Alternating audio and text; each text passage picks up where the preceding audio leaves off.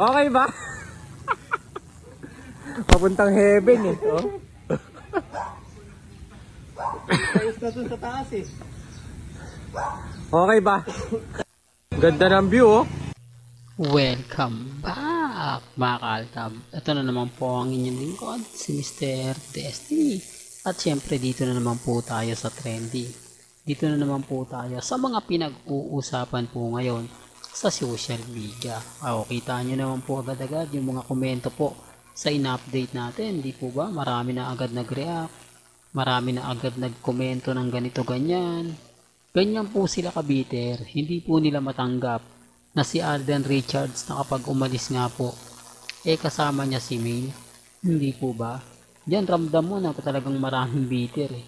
Ramdam mo na guilty agad sila sa akin. Kasi alam nila na yung mga sinasabi ko mga kaaldab, sumasapul eh. Alam nila yung mga ina-update at pinapaliwanag ko talagang tumutuon. Hindi po ba? At yung mga nagko-komento po sa akin, hindi ko po yan binabayaran. Hindi ko po yan, kumbaga, kamag-anak, kapatid, o kung ano-ano man po yung mga sinasabi nila. Wala pong katotohanan yun. Derito kaya mga kaaldab, yun po yung totoo. Nagugulat na lang po ako dun sa mga komento eh. Pero, kumbaga, nire-respeto ko po yun at ginagalang. Hindi po natin yan kumbaga binubura dahil kumbaga magagamit ko yan sa bandang huli. Hindi po ba? Kasi maghahanap ng ebidensya at resibo eh. Gaya nga po na nangyari sa Aldab Nation, hindi po ba? Kung alam ko lang po na ganun po yung mangyayari, kung alam po natin na paghihiwalayin yung Aldab, di dapat lahat po ng ebidensya at resibo na hawak ko ng mga panahon na yun, na-save na natin. Gaya nga po ng kay Jude Palaboy. Alam ko, kilalang kilala to ng mga main fanatics, Armain, at syempre ng Altab Nation. Hindi po ba? Kasi binura niya yung account niya eh.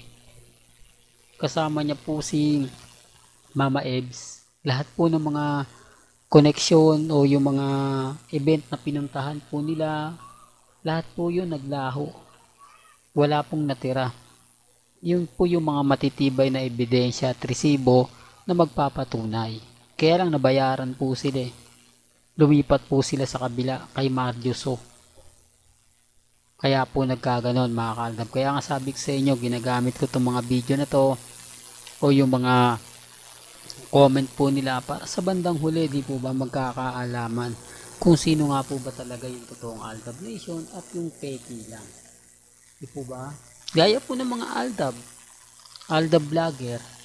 Yung iba po ginagamit lang yung Aldab kapag nagtitrending. Kapag alam nila na maraming views, alam nilang pinag-uusapan. Pero kapag wala, kumbaga balik sila sa normal. Di po ba? Kumbaga iba naman yung i-update nila. Pabor na pabor. Sa kabila naman, ganyan po sila ka-bitter.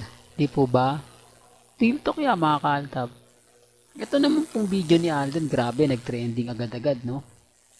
Umabot agad ng 2 million views sa loob lang ng 2 oras. Baka pinanonood nyo to, mas malaki na po, di po ba? Ganyan naman po talaga tayo mga kaaldab, at lagi ko naman pong sinasabi sa inyo, may mga bagay-bagay po na masaya po tayo. May mga bagay-bagay po na kapag si Mr. Destiny ang nagbibigay ng mga update, talagang buhay na buhay ang fandom. Kasi sabi ko nga po sa inyo, hindi naman po tayo gagalaw sa mga bagay-bagay na alam po natin na kukunti lang po yung nakakaalam. Kasi sabi ko nga po sa inyo, paano natin nalalaman na si Mengay aalis? Pupunta ng Vietnam. Antay-antay nyo kasi may magpaparamdam at magpaparamdam po talaga. May mga taong mas nakakaalam kung ano nga po ba talaga yung totoo. Kung ano nga po ba yung istorya. Sinasabi nila, pag nawala daw si Mengay, andyan lang naman daw yung sa Bulacan, sa Mateo Restaurant. Okay lang. At least alam natin. Di po ba? Ganyan po sila kabiter, may pangontra sila agad-agad. Yung tipong kukontrahin kanila para lang maibigay para lang masabi na ganito ganyan, etc. etc. Di po ba? Kaya nga sabi ko sa inyo, kampante lang po kayo. Relax lang po kayo. Huwag po kayong basta-basta magpapa-apekto. Huwag po kayong basta-basta magpapadala. Kahit po anong sabihin nila, lalo na po yung mga taong nasa paligid lang po ng mga bitter, hayaan nyo lang po sila. Kasi hindi naman po talaga sila kumbaga mananalo. Kahit saan po natin tignan, kahit saang anggulo po. Ang R-main, wala na. Tanggapin na lang po nila yung katotohanan. Yung cut din, wala na rin po. Hindi po ba? Ulitin ko lang po mga kaldab, for the record lang po. Marami pong komento, sinasabi po nila na si Main hindi daw tayo binabasag. Si Alden pinababayaan lang daw po tayo. Halos lahat daw po na mga comment hindi po daw pinapatulan nila Mengay o ni Alden. Ibig sabihin totoo. Di po ba? Hindi po katulad ng cut din. Ito for the record lang po. Di po ba pumutok yon? Anong sabi ni Alden? Anong ibinato niya? Hindi po ba binasag niya? Sinabi niya na magkaibigan lang kasi sila ni Catherine. Nagkamali lang daw po ng interaksyon.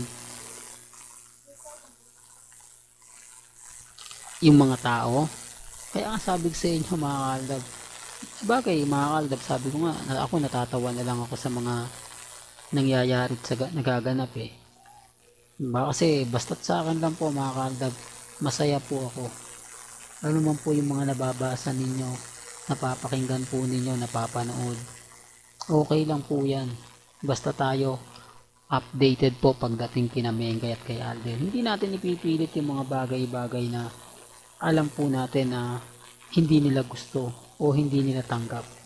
Hindi natin ipipilit yung mga bagay-bagay na kumbaga alam natin kung ano yung totoo. Hindi po ba? Hindi rito kaya mga kaldab. Well, hanggang dito na lang po ang ating latest updates. Kaya kung gusto nyo pa po ng pinaka-latest at sariwang update, abay tumutok lang po kayo dito po sa channel ni Mr. Destiny para updated po kayo sa mga bago at sa mga latest na i-upload po natin maya-maya lang. Hanggang sa muli, salamat po sa panonood at pakikinig.